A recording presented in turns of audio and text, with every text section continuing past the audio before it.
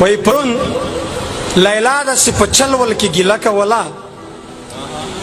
پرون لیلا داسې په چلول کې ګیله کوله ویلې خفه نه شې څه داسې یې کیسه کوله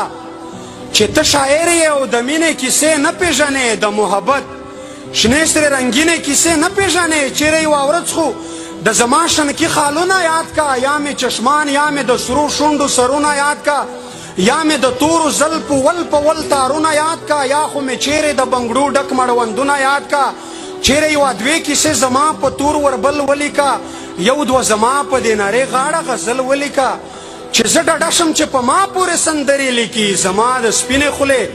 وړې وړې خبرې لیکي چې کله وستایې زما د مخ سرخي لالیا بیا دې منمه هر یو شعر او شاعري لالیا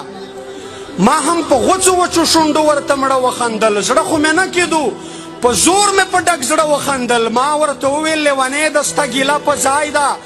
زه یې منمه د ستا هره یوه کیسه په ځای ده دا هم منم چې د ستا حسن د ستایلو وړ دی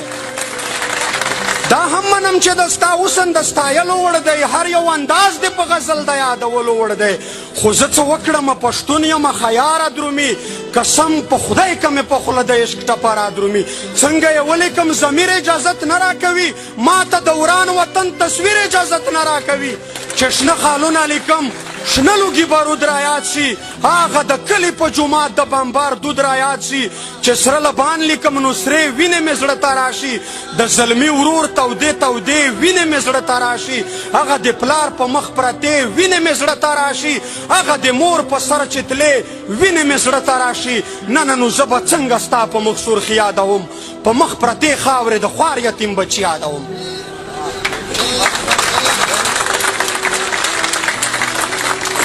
اوس زه د ستا د شنو بنګړو ډک مړوندونه یاد کړم که د ځوانانو په لاسو کې زنځیرونه یاد کړم اوس ته خدای چې زه د ستا نخرې نازونه یاد کړم که د کونډو بورو میندو فریادونه یاد کړم اوس زه د ستا د تورو زلفو تور تارونه یاد کړم که د افغان ملت نه ډک تور زندانونه یاد ړنګه ځواني چې یادوم بیا دا خیالونه راشي دستي مې زړه ته ړنګ کنډر کنډر کورونه راشي خیال ته مې هغه لوټې لوټې بازارونه راشي اوف بیا په خیال کې د خپل کور رنګ دیوالونه راشي زمونږ په لر او بر افغان کې یمتونه جوړ دي په هر یو کلي یا هر کور کې متمونه جوړ دي مونږ خو په یوه ورځ کې له سلو زیات قبرونه جوړ دي له جنازو نه مو سم لوی لوی کتارونه جوړ دي د کلي پیغلې د بېلتون په رنځ رنځورې ژاړي دلته په هر یوه کور کې دوې درې کونډې بورې ژاړي ستر یې ماتی په یوه بل کور کې مزدورې ژاړي ټکرې یې پاتې دي په منډو ځي سرتورې ژاړي بچیان مو ګرځي په کوڅو کې خیراتونه غواړي